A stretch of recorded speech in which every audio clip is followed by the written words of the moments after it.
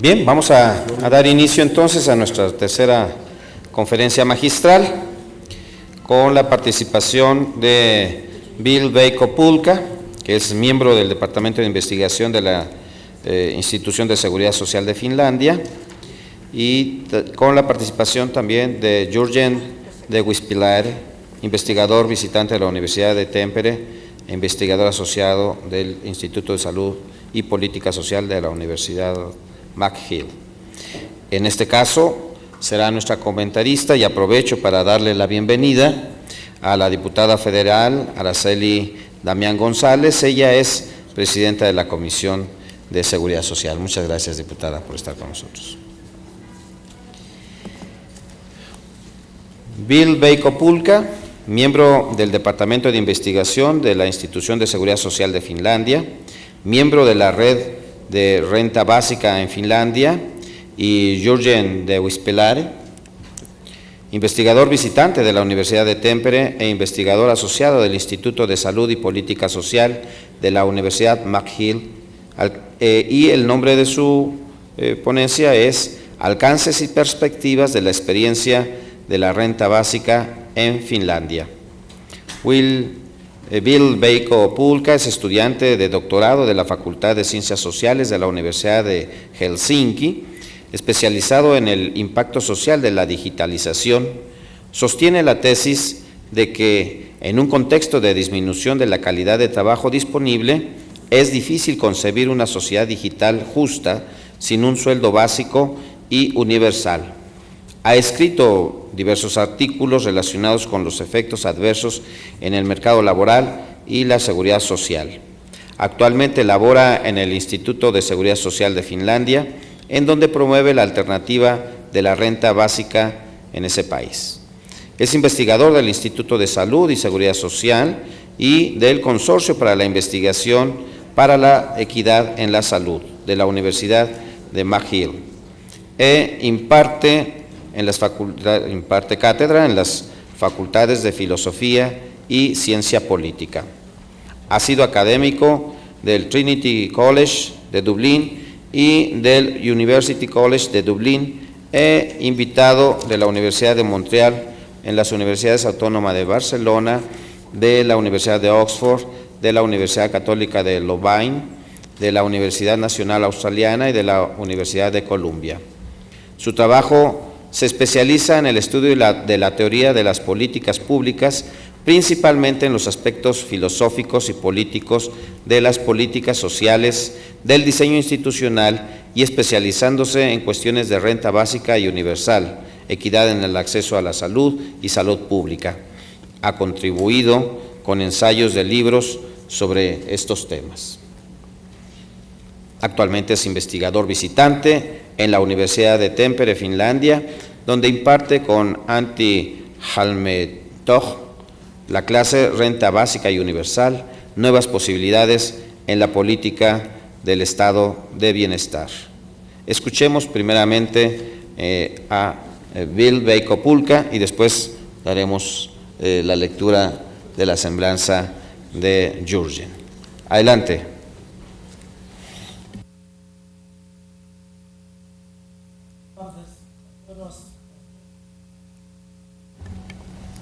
Okay, Tardes a todos.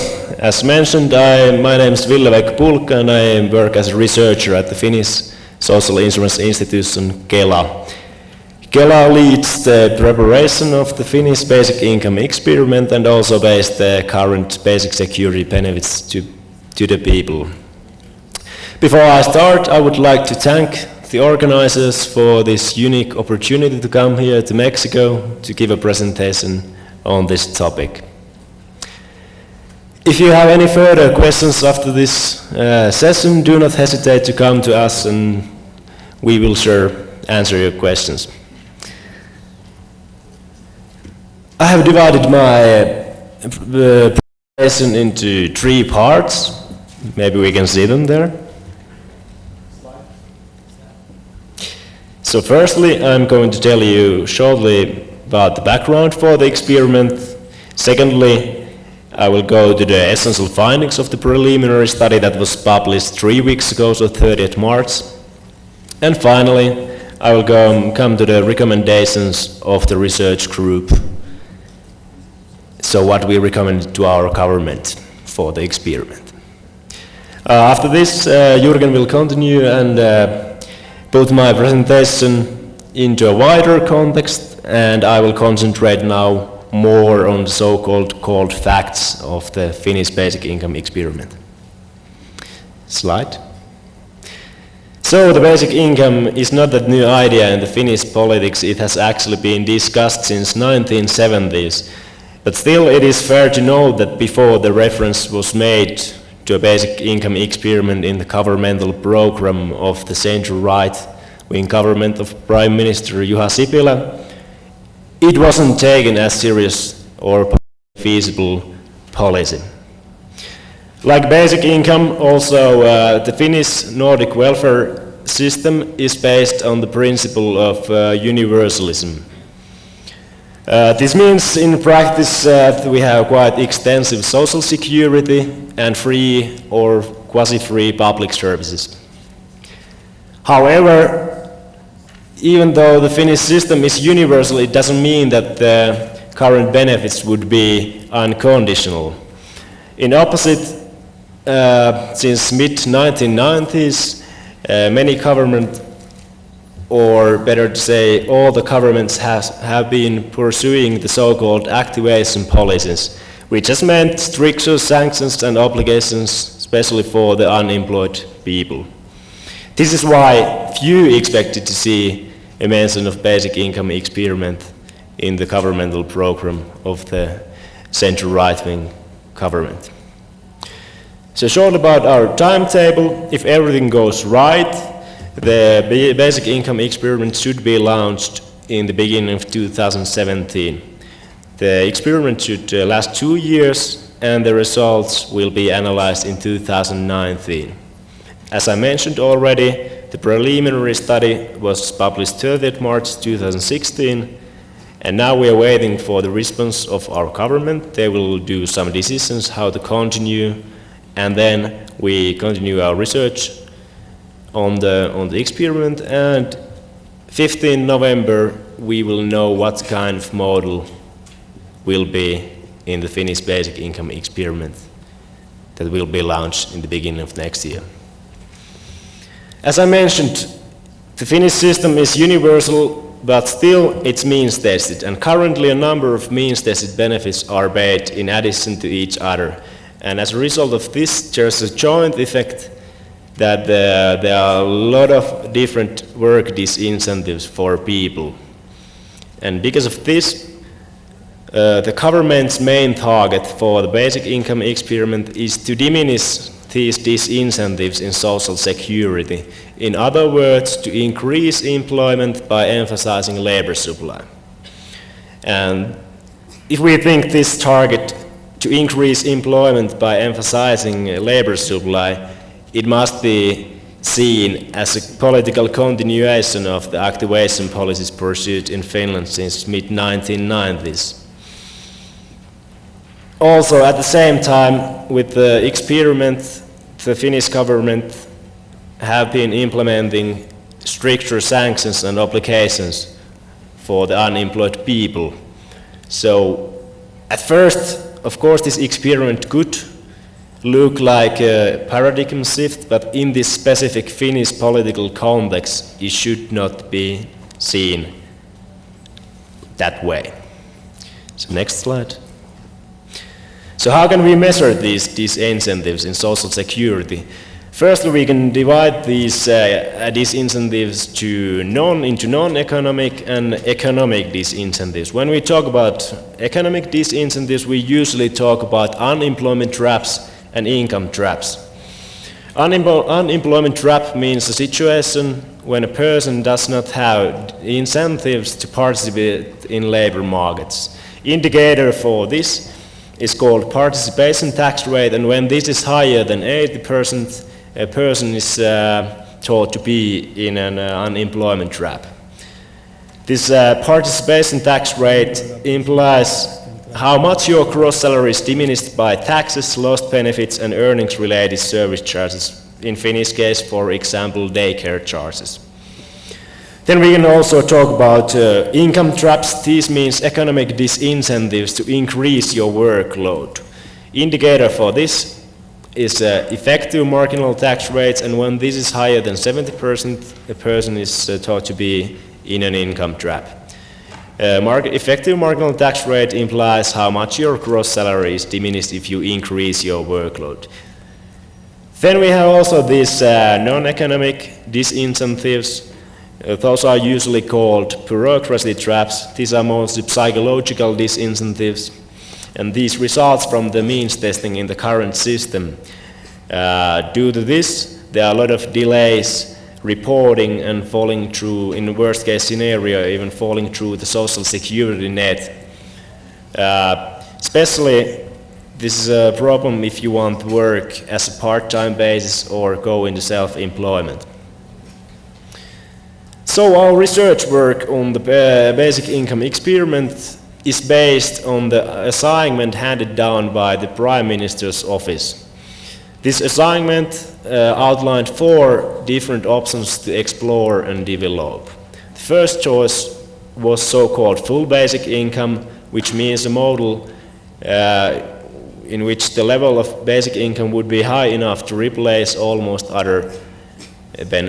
all other benefits, perhaps excluding earnings-related benefits, since those are at quite high level in Finland currently. Second choice was partial basic income. This is usually the basic income model, what people mean when they talk about basic income in Finnish basic income discussion. This means a model which could replace the most of the basic security, but insurance-based earnings-related benefits would left intact. Just for your information, currently the basic security benefits in Finland are approximately 550 euros a month. That's around 11,000 Mexican pesos. Third choice we were given is a negative income tax. I'm not sure how familiar you are with this idea, but basically it's a basic income scheme, basic income paid via taxation system. The government gave us also a possibility to study other possibilities. We studied the new British social security system called universal credit and also participation income, but due to the conditionality of these schemes, we didn't recommend these for our government. Next. So here we can see different budget-neutral basic income models, flat rate taxes they need, and also the effects on income distribution and poverty. Budget neutral means that basic income should not change the net income of people in comparison to the current situation. So even though the flat rate taxes look quite high, the effective taxation would not change, at least not drastically. So people would have the same net income in different budget neutral basic income models. This was the wish made by our government. Of course, if a basic income is based on progressive taxation, then it would of course have more effects on the income distribution. But these budget neutral models do not have that many effects in that way. It is clear that the higher the basic income, less poverty and more equal income distribution. That's maybe the main message of this table. Next. So what did we find in our preliminary study that was published 3 weeks ago? It was quite clear from the beginning in that this kind of budget-neutral full basic income is economically not realistic or politically feasible even to test. Flat rate taxes for 1,000 euros basic income a month would be 60%, and for 1,500 euros per month would be 79%. I don't know how you feel it, but at least in the Finnish context, people consider these too high taxation levels. Negative income tax might have been politically the most feasible model to test, but before we have access to real-time information on income, it is not scientifically reliable model to test. This is something what we learned from the negative income tax test experiments in the USA in the 60s and 70s. They noted that people underreported their income to maximize their negative income tax. That this, of course, may produce biased results, and this is something what we don't, as researchers, want to see. 2009 or 2020, we are going to have a new digital system and access to real-time information of incomes, but before this is not the best choice for the experiment. Well, the main target of our government is to remove or at least diminish the disincentives in social security. Unfortunately, budget-neutral partial basic income does not automatically do it. This results from the relatively high flat rate taxes and also the benefits which could or cannot be replaced. Especially housing allowance, additional social assistance, and earning-related benefits are problematic in this way. If we want to be realistic, it must be mentioned that strengthening economic work incentives either costs or means diluting the current level of social security. So, for example, progressive taxation with basic income would improve or strengthen the economic work incentives. Well, if the economic work incentives cannot be strengthened automatically, we believe that at least bureaucracy traps could be partly solved with partial basic income. Lessening the means testing and consolidating the benefits would mean less delays, reporting, and falling through the social security net. This might support especially people who work as a part-time pays and people who want to go into self-employment. This is of course empirical question in the end, so that's something we need to study to get reliable results. So what we recommended, it is good to know that we are not supporting or advocating for basic income, but we are trying to create scientifically reliable test setting for basic income. So according to our calculations we had, it seems that a sample of 10,000 people is needed in order to observe statistically significant results if employment changes 2 percentage points. We have 20 million budget for 2 years, and that is just for 1,500 people. This may be expanded to almost 5,000 people if the basic security benefits that Kela, so the Social Security Institution of Finland, is paying right now for people, if these benefits could be used as a basis, the sample would be more reliable scientifically. But it is clear, more substantial budget would be essential. We also recommended 2-pronged and compulsory randomization. First, the priority would be nationwide representative sample which would produce generalizable results. This could be combined with more intensive regional samples to see if basic income have some kind of externalities. So if people start to networking or work together or some kind of other creativity could born that way. Also, weighted samples are possible if our politicians think so. So if they think that there's some certain group that we should study, that's also possible. The model we recommended was not actually 800 euros.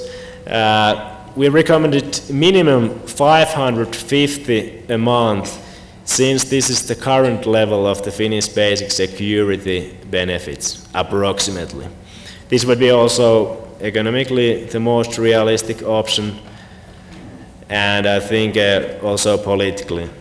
We didn't want to recommend diluting the current level of social security because it would worsen poverty and also increase other income hardships.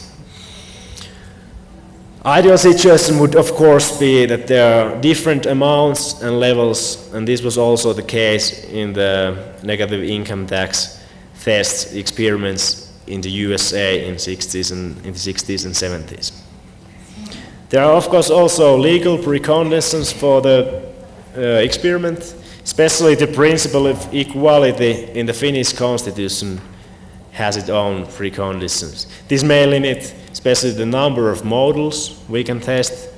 It also sets conditions for the sampling. We recommended obligatory sample, but it is not sure yet if we can have obligatory.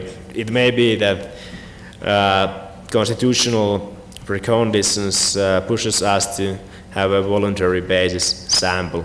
This might, and I think it would produce biased results, so I personally hope that we can have obligatory sample.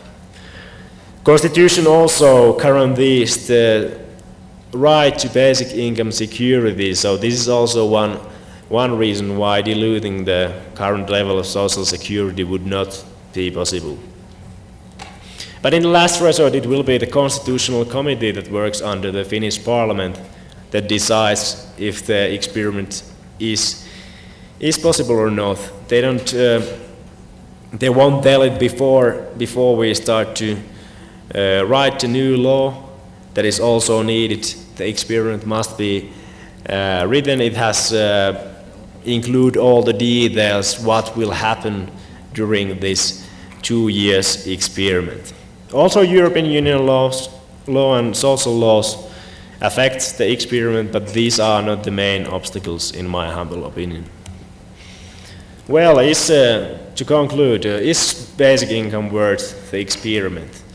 We know that according to Finnish empirical studies, the effect of removing these incentives in social security, the effect on the elasticity of labor supply is relatively moderate. This means that basic income will not solve the unemployment problem alone. The unemployment rate in Finland right now is 9.4%, so I would say we have a serious unemployment problem and something needs to be done. Finland is also in a quite serious recession right now, so also the demand environment for labor is quite, how would I say, difficult at least. Well, we are not just, of course I need to mention that even though this is the kind of cold fact on the employment, still an experiment is the only reliable way to produce knowledge on the elasticity of labor supply in a basic income scheme, because it has its own dynamics, how people, we don't really know how people would act if they get the basic income. We are not just studying basic income, but we are also studying the weak spots of the current system. We have already produced a lot of new information, what works and what doesn't work in the Finnish system, and I think this is also important reason to continue the basic income experiment study. Also, studying the dynamic effects of basic income, so how people would behave if they get basic income, will improve the validity of microsimulation models, which has been used currently always when new policies are implemented in Finland. And then there has been a lot of talk about technological change. That is also the topic of my PhD research, or the theme. So technological change and the possible trade-off increasing technological unemployment has not been setting the agenda for the Finnish experiment. I think you already noticed it, that I have been just talking about disincentives, so quite, I would say, industrial capitalism things. But I think this discussion will still intensify the basic income discussion in Finland. And when this happens, I think it will happen in coming years. It is good that we have reliable scientific results for this discussion too. I will finish here and let Dr. De Wiespelare continue, and I want to thank you for your attention, so muchas gracias.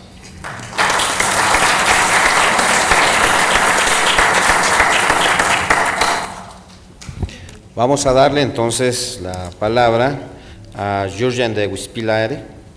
Es investigador del Instituto de Salud y Seguridad Social y del Consorcio para la Investigación para la Equidad en la Salud de la Universidad McGill e imparte en las facultades de Filosofía y Ciencia Política, imparte cátedra. Ha sido académico del Trinity College de Dublín y del University College de Dublín, e invitado de la Universidad de Montreal, de la Universidad Autónoma de Barcelona, de la Universidad de Oxford, de la Universidad Católica de Louvain, de la Universidad Nacional Australiana y de la Universidad de Columbia. Su trabajo se especializa en el estudio de la teoría de las políticas públicas, principalmente en los aspectos filosóficos y políticos de las políticas sociales, del diseño institucional y especializándose en cuestiones de renta básica universal, equidad en el acceso a la salud y salud pública. Ha contribuido con ensayos de libros sobre estos temas. Actualmente es investigador visitante de la Universidad de Tampere en Finlandia, donde imparte con Antti Hämeentoft la clase Renta Básica y Universal, Nuevas Posibilidades en la Política del Estado de Bienestar. Damos la bienvenida a Jurgen. Muchas gracias. Hola, buenos días. Tenemos dos presentaciones separadas porque somos chicos un poco complicados, lo siento. Gracias al senador y vicepresidente y los organizadores por la oportunidad de participar a un seminario muy interesante y sobre un tema muy importante, la renta básica. Y también para mí es un honor de visitar el Senado de la República Mexicana y a México también. Para mí es la primera vez. Muchas gracias por esta oportunidad. Lo siento, mi español es más o menos, comprendo un poquito, pero no suficientemente de dar la presentación en español. Ahora continúo en inglés. Creo que inglés es mejor que finlandés, ¿sí? Okay. Muy bien. Okay, so we're going to English. So I am going to take my colleague's presentation, which was focused on the Finnish situation, and going to talk a bit more about the idea of doing basic income pilots. And as you know, Finland is one of the prime examples being discussed now in both the research, but also in policy and media and so on. But we also have we also have pilots studies going on, or hopefully going on soon, in the Netherlands. Canada is very interested. Of course, we've just had experiments in various other countries, including India. And there's a number of other countries that are really considering this. So I think it's worthwhile talking about this piloting idea at a more general level. And perhaps we can even draw some lessons if there were any interest in doing this in Mexico. So let's just start about the following idea. Sorry, next slide, please. I have to get used to the fact that there is a delay between my ticking the button and so this is what's been going on in terms of internet attention in basic income. If you look at sort of the last decade, we're kind of muddling on until the last year, 2015, and especially even the last 3 months, things have moved exponentially. This is media attention, and the source actually, Scott Santens, is a very interesting basic income blogger. You should check out his writings. But you can see a similar scenario when you think, for example, about basic income organizations. I mean, a huge amount of organizations have started to come up in the last 2 years. Politicians talking about basic income, the same sort of scenario. In fact, this graph applies to my personal life because for 10 years, no one asked me to talk about this. And now in the last 2 years, I get to travel to Mexico and Portugal and Canada. So this graph is my personal life. So why basic income pilots now? it's really interesting to think about this. I mean, the short answer is we really don't know yet. There will be some social historian writing a PhD or a book about this in 10 years, I'm sure. But here are a couple of factors. Oh, sorry, new slide. Sorry, I have to really get used to this one. So here are a couple of factors I think play a role. One is the background of the financial crisis. I don't think we need to say a lot about that. You know, we're talking austerity, we're talking poverty, we're talking of huge inequalities, and we're talking about people reacting to this and social unrest, and of course, those who are part of the political system feeling what's going on in that sense as well.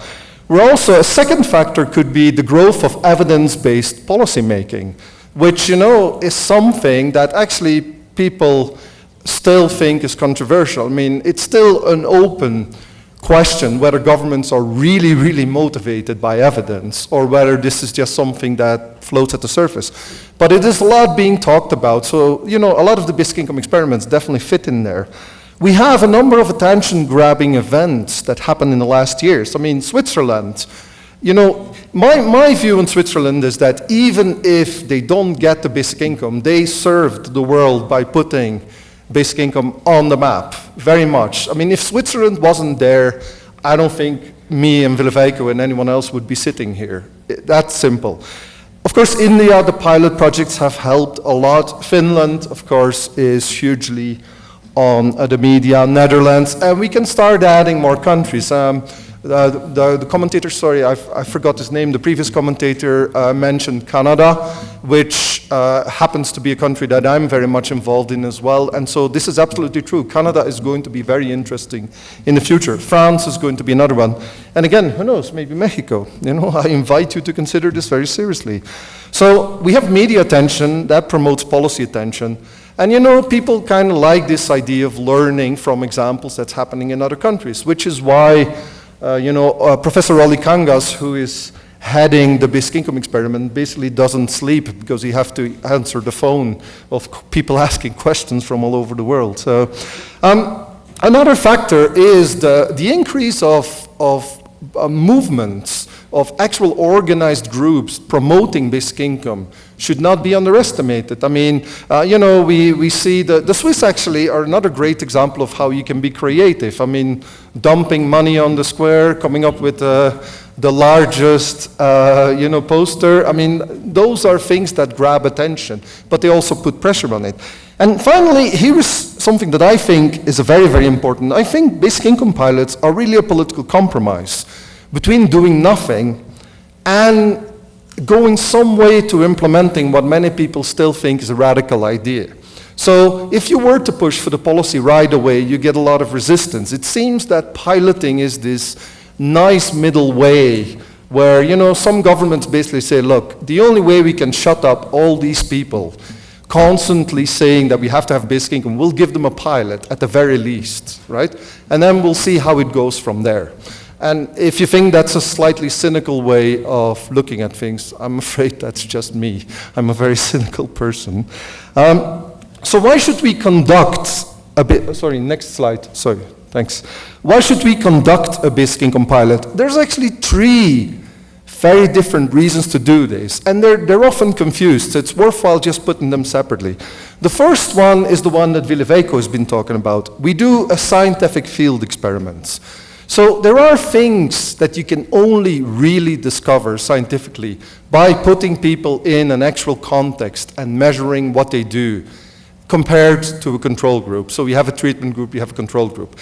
That experimental design is the basis of a scientific experiment, scientific field experiment. And this is what we're doing in Finland. The second thing, different one, is an implementation trial. At this point, what we're actually doing is field testing the machinery, okay? There's various ways in which we can implement a basic income, and presumably we do want to try them out at, small levels, so we can, tease out some of the infant diseases, make sure that it all works very properly before we roll it out to the whole nation. One of the things that in the Swiss presentation came up was this idea of, look, we don't want to fix certain parameters of the basic income. That could be part of an implementation trial as well. Finally, there's something that I like to call a political demonstration project. Basically, this is just a way of advancing the policy agenda by taking a pilot as a first step. So here are at least, previous slide, please. Here are at least 4 ways that a political demonstration, a pilot, can help here. We can raise awareness for key stakeholders and the general public. One of the things that we still have to do a lot of work on when we talk about basic income, a lot of people are still confused what it really is, right? Never mind the fact that it's all over the news, it's all over the media, there's still a lot of confusion going on. So the basic income pilot just gives us another opportunity to talk about it and explain it in a proper way. We keep open a window of opportunity. You know, at some point there is an interest. We need to do something. The basic income pilot could be that something. We build a broad political coalition en route. One of the things that we're finding as we're doing some of these experiments is that people who were opposed to it become intrigued by it, become perhaps even in favor of it. So you build your coalition en route as you go on. And we shouldn't underestimate this, right? This is, politically speaking, this is a very important aspect. And fourthly, of course, we overcome some of the objections by demonstrating that it works. So when Ralph was telling you about the advantages and then countering some objections, I mean, a lot of this is things that we believe and we have perhaps good reasons to believe. But you know, those reasons necessarily are not as convincing yet to the people who are opposed. But some of these people would be convinced if we have the basic income pilot. Next slide, please. So think of it for a moment. I mean, you might not be able to see it very well, but this little graph just puts these 3 views of piloting in a sort of, you know, in a visible manner. So on the left-hand side, you see to know. On the right-hand side, you see to show. Those are 2 very different goals, right? On the one extreme, we basically think, you know, we need to know a lot about basic income, so we have this very strong interest. We're not committed yet to putting a basic income in place. We'll see what the evidence tells us. On the other side is the other extreme. Actually, we have good reasons to implementing a basic income anyway. We just need to demonstrate that it works to a lot of other people. So as you can imagine, the science experiment is on the knowing side, the demonstration project is on the showing side, and the implementation trial is somewhere in the middle. So there's another part of the graph that is very important and is going to occupy part of the rest of my talk. This is the role of political commitment when we talk about a pilot. So you can see that the demonstration project, in some sense, is the one that already has the most political commitment. The implementation trial is a little below that. The scientific experiment, in some sense, is the one that has the least political commitment attached to it, in the sense that politicians, stakeholders, decision makers may want to wait for the results before they decide. Nevertheless, without initial political commitment, we're not starting off here. Okay? So one important point of this little graph is that even on the science experiment, politics comes in it, political commitment comes in it at the very start. Next slide, please. This is my main principle when it comes to why politics matters, the rabbit in the hat principle. So I don't know whether you've ever been to a magician show, but you know the great old days when magicians would pull rabbits and other animals out of their hat. So the big mystery is, why does the rabbit come out of the hat? Well, usually because he puts it in the hat before. It's not that much of a mystery. The same applies to pilot projects, right? What do you expect to get out of a pilot project? Well, the results will partly depend on what we put in terms of research and how we develop it, right? So, first rule of basic income pilots for me, secure sufficient resources, right? Money, but organizational resources as well. Some of these things Ville-Veikko has talked about. Secure sufficient expertise, right? Very important. And especially secure political commitment. Make sure that this pilot works in a way that is fully supported by key people in the political system, right? Otherwise, you're just setting yourself up for disaster. So here are what I think are 4 scientific challenges to basic income experiments, but each of these actually tie in with politics straight away. First one is the time frame. We often have a lot of discussion about how long should a pilot be. The Finnish one is 2 years. The Dutch one, as proposed by the different municipalities, will be 2 years. Many people talk about 2 years as a minimum. Having said that, just last week, I think, Give Directly, which is an NGO in the US that is planning a basic income pilot in Kenya, they're talking about doing 5 years minimal and even hoping for 10 years, right? Now, everyone who does pilots, or everyone who does scientific experiments rather, agrees that the longer the time, the better the results, right? There's more validity. Why? Because some effects only materialize over time.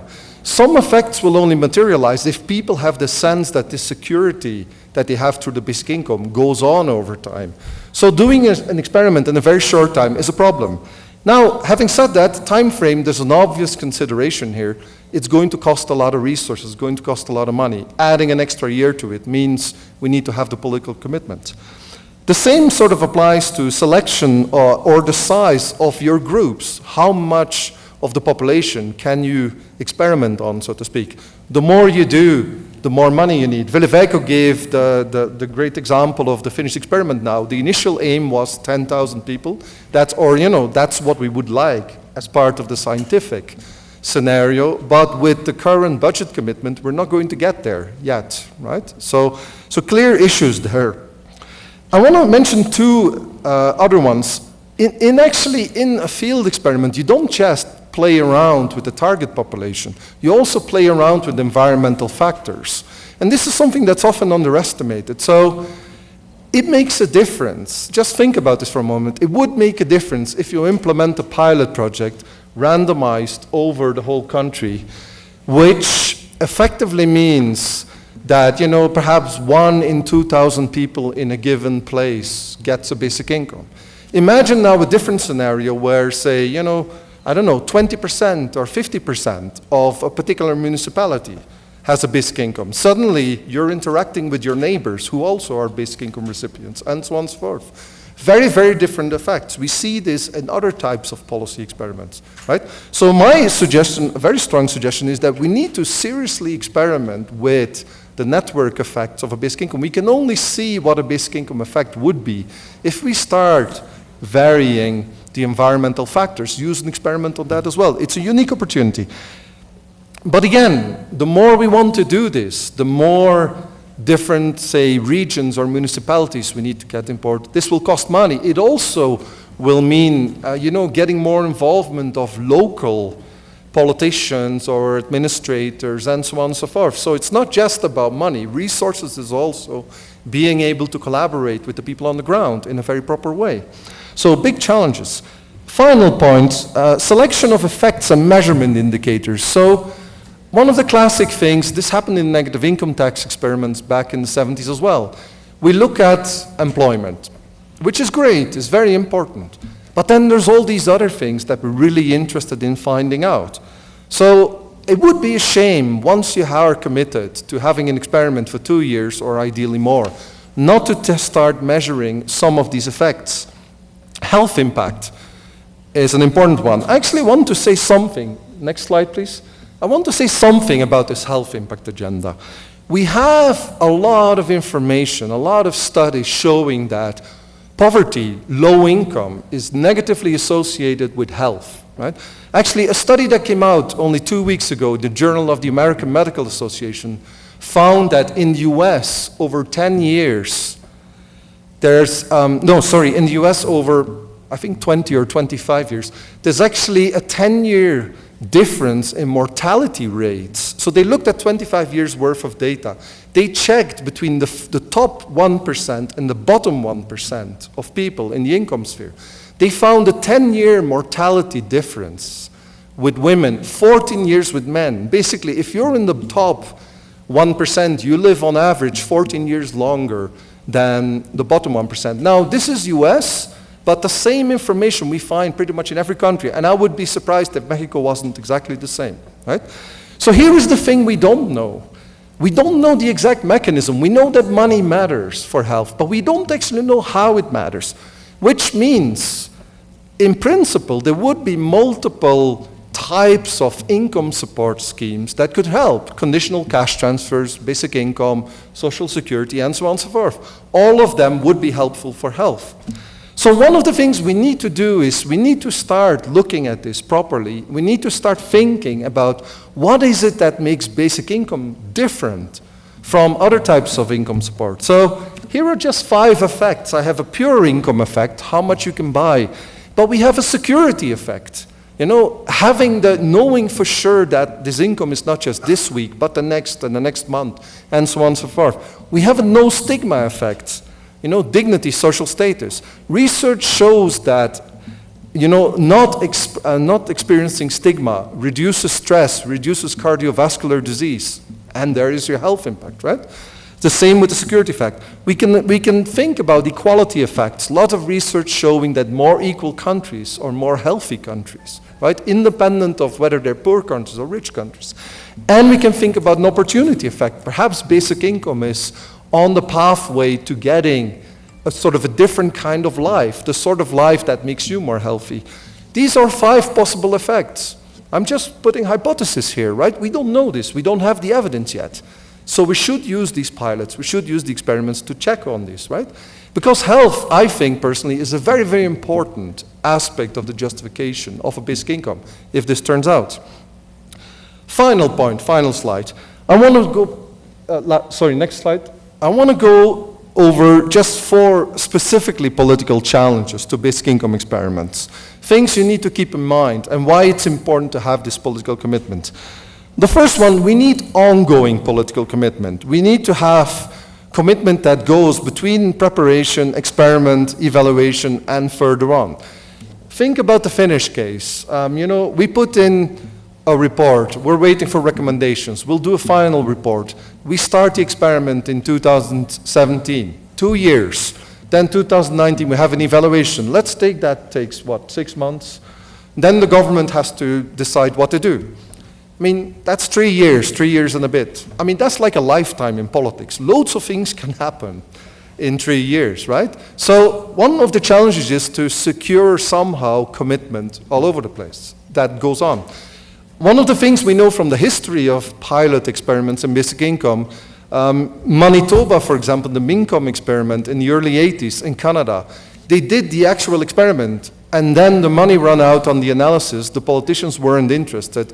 They put it all in boxes and put it away. And then a scholar recently found these boxes and started working with them. You know, I mean, you think now that that's crazy, but the priorities at the time were different. Politicians had different things on their mind, and so on and so forth. This can happen easily. Second point, political priorities can easily intervene. Actually, that's the point I just make. Ex-fund defunding, and so on. And this is a big issue, reducing scope.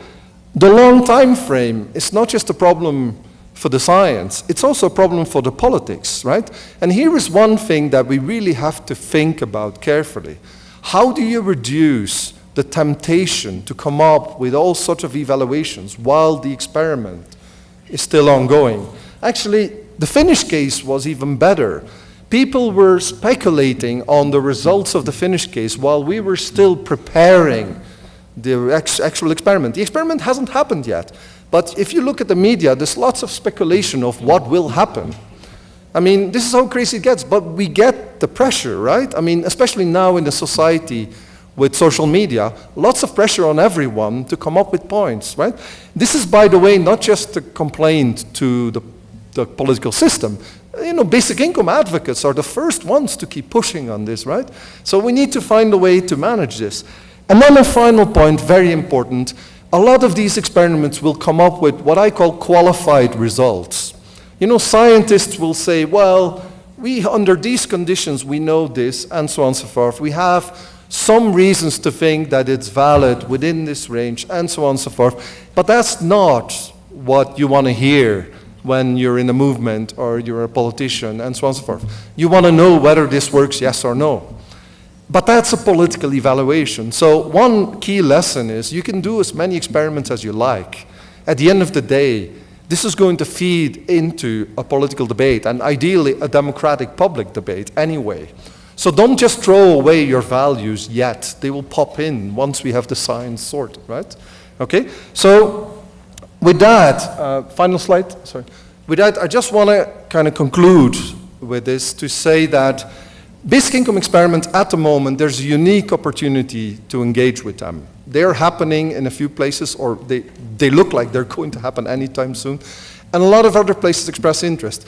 I think there's very, very good reasons to do them, but we have to be aware at some of the pitfalls. Remember the rabbit in the hat principle. Make sure that you think very carefully about what you put in so that you're not being surprised afterwards by the results maybe not quite showing what you're hoping for.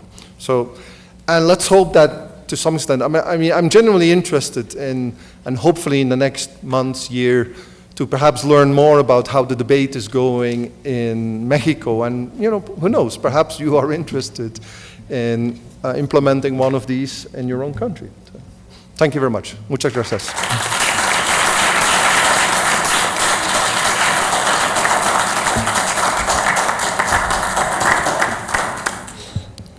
De cualquier manera les estaremos llamando aquí a nuestro amigo Bill Beico.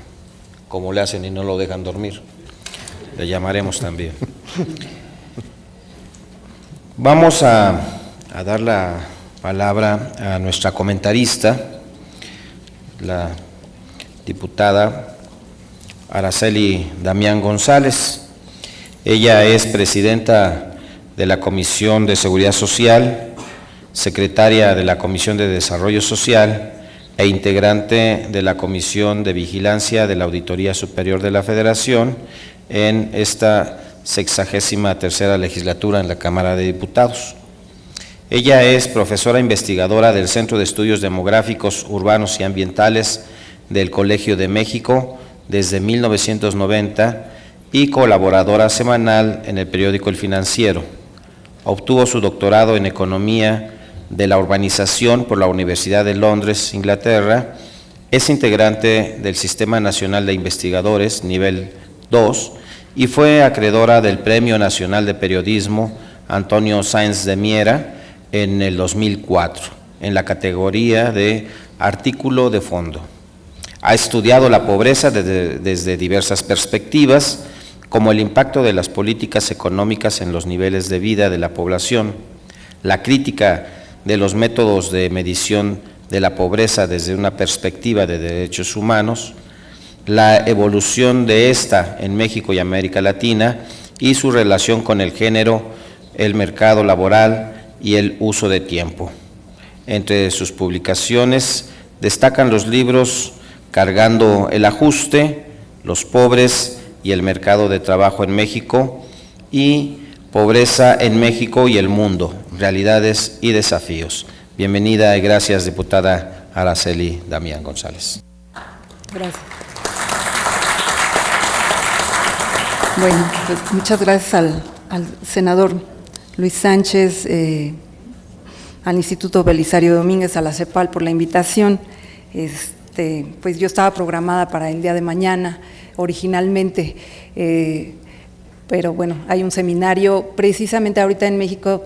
Estamos en la discusión sobre el sistema de seguridad social, particularmente las pensiones, y el gobierno plantea la posibilidad de reducir los beneficios de estas, y se están sustituyendo estos beneficios sociales con pensiones no contributivas que finalmente pues realmente no le permiten a las personas tener una vida más o menos digna.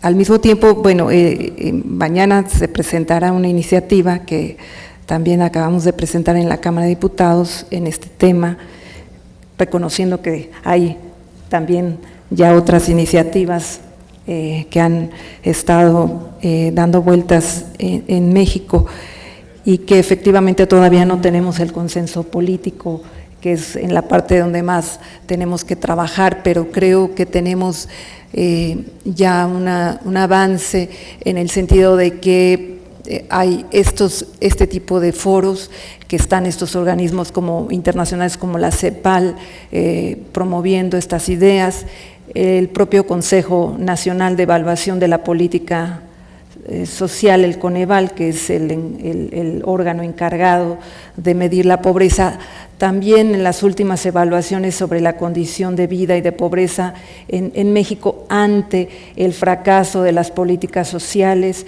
han recomendado la posibilidad de que se explore desde el Congreso la posibilidad de otorgar un ingreso ciudadano universal, los mecanismos a través de los cuales se puede dar este proceso. La experiencia que aquí nos acaban de compartir, voy a reaccionar un poco bote pronto porque no conocía las presentaciones con anterioridad, pero desde el punto de vista de cómo deberían de implementarse muchas de las políticas sociales y de cómo es la tradición europea de la presentación de iniciativas de reforma, efectivamente está el desarrollo de conocimiento científico, de experimentos, de mirar la realidad social y a partir de esta tratar de proponer ciertas modificaciones. Nosotros, bueno, aparte, pues yo soy profesora investigadora toda mi vida, es la primera vez que participo como diputada, pero siempre los modelos, ¿verdad?, de los países escandinavos son puestos como un gran ejemplo, un ejemplo a seguir en términos de lo que se puede hacer con la seguridad social y con la vida de las personas. Y creo que en esta ocasión nos están mostrando que hay caminos para mostrar la viabilidad y las formas de implementar esta política que tan debatida está, que hay muchas resistencias para su implementación, sobre todo ideológicas, sobre todo también en términos de… Yo creo que alimentar con este tipo de proyectos piloto el conocimiento de cómo las personas posiblemente pueden reaccionar ante la posibilidad de tener un ingreso universal será de gran ayuda, sobre todo considerando que todos somos ciudadanos de esta tierra y que a final de cuentas estamos en un momento en donde la apropiación privada de la riqueza ha llegado a límites francamente inaceptables. La implementación de un ingreso ciudadano universal está en el centro de la lucha de clases. Finalmente es que una pequeña parte de la sociedad está apropiada de toda la riqueza del mundo y que tenemos desde distintas perspectivas que asegurar la sobrevivencia de todos y que las tendencias actuales en términos de empleo no favorecen el que todos tengamos un empleo. Al contrario, si bien jurídicamente todos somos libres, las condiciones de explotación prevalecientes en nuestro país muchas veces pueden equipararse a formas de esclavitud que se tenían en la época anterior a la Revolución, por ejemplo. La discusión del ingreso ciudadano en países como Finlandia también nos hace ver que el problema de la pobreza es un problema universal, que es algo que poco se ha reconocido. Generalmente dominan las visiones como las del Banco Mundial, en donde suponen que con $1, casi $2 ahora, la gente, ese es el umbral de pobreza de los que socialmente nos deberíamos de atener. Pero finalmente la pobreza muchas veces en estos países es tan aguda o tan vergonzante como lo es en nuestros países. Y yo creo que eso es muy importante. Ahora,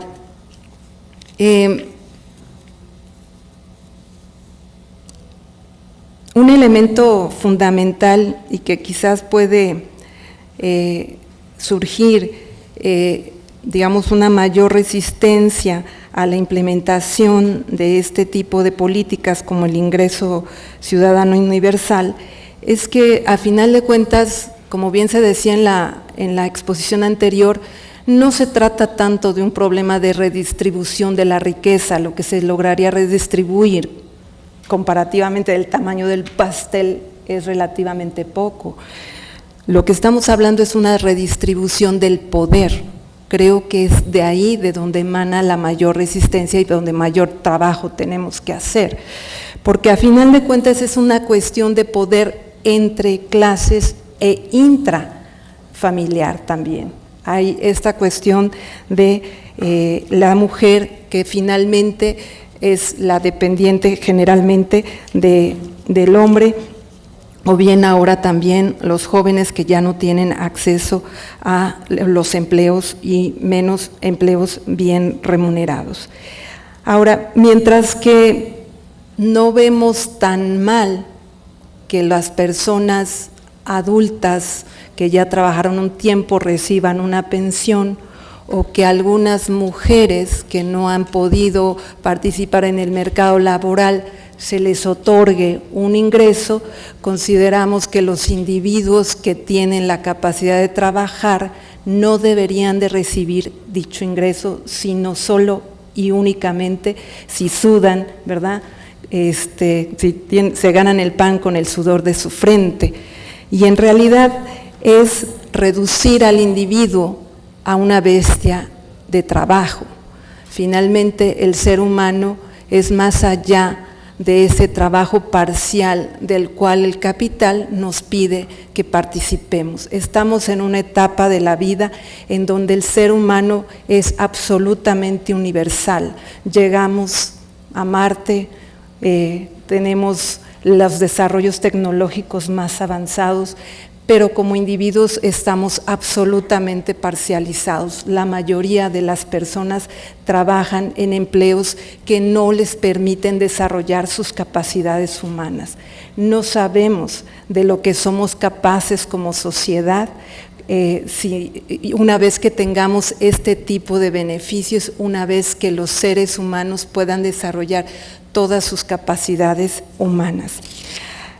En cuanto a la propuesta que nos están haciendo, yo creo que hay un elemento que, por ejemplo, aquí en México tenemos la pensión universal de adultos mayores que se implementó en el 2001, aquí en la Ciudad de México, que creó mucha resistencia.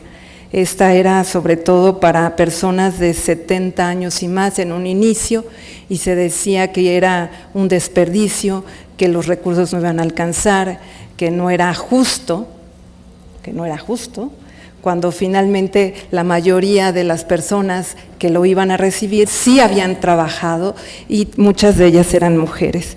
Aquí la cuestión de los experimentos, yo creo que ubicados en nuestros países significa que habrá gente que muera en el intento, mucha gente que muera en el intento, porque precisamente cada día que se retrasa la posibilidad de asegurarle la existencia a las personas en países como los nuestros, significa que no comieron, que no pudieron ir al médico, que no pudieron sobrevivir. Por eso es muy importante que ustedes apresuren sus resultados, para que nos los compartan y que tengamos mayores elementos para poder proponerla. En cuestiones, por ejemplo, como los parámetros a ser utilizados, como esas variables que se pueden medir además de la salud, posiblemente en sociedades como la nuestra, y no sé qué es lo que suceda en la de ustedes, pero está la violencia. Estamos en una situación en México de una violencia generalizada que yo creo que los jóvenes son presa de esta violencia precisamente porque no hay empleo, precisamente porque si lo hay está muy mal pagado y porque si lo hay es no salir de la pobreza, sino seguir dependiendo de otro para sobrevivir. Ahora, la otra cuestión es que efectivamente nuestros mercados internos están prácticamente paralizados. En México ha habido muy poco crecimiento del Producto Interno Bruto y la política social focalizada no ha funcionado. En los últimos 10 años ha aumentado en términos reales 5.1% el gasto social, por ejemplo, y sin embargo la pobreza sigue aumentando. Es decir, esta política social basada en la focalización no ha funcionado aquí y creo que sería muy importante esta cuestión. Así podremos tener, ¿verdad?, que el motivador para tener una actividad vital, un trabajo, una actividad simplemente, ya no estaría basada en el miedo al hambre como está actualmente, sino en la necesidad de realmente desarrollarnos. Y creo que efectivamente es muy valiosa la aportación que ustedes están haciendo y es muy necesario que compartamos estas experiencias, y yo creo que podríamos sugerir también aquí muy pronto un proyecto piloto en algunas comunidades, que ha sido una de las grandes peleas, no focalizar el gasto social, sino que en las comunidades pobres se le dé a todos, y podríamos tener posiblemente un material que pudiéramos compartir con ustedes con condiciones socioeconómicas distintas, con nuestras realidades sociales y nuestra pobreza. Muchas gracias por venir.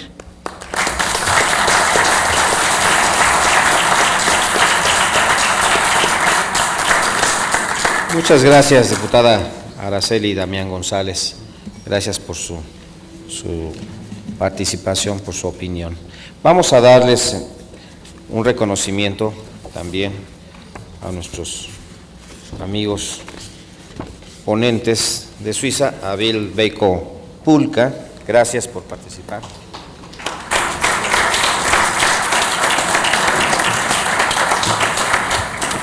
A George. Muchas gracias.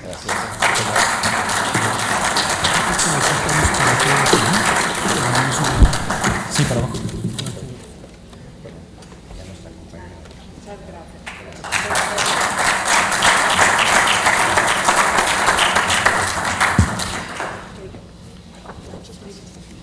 ¿Tomamos una foto? Tomamos una, por favor. Aquí estamos. Está la foto, ahí está. Las diferencias.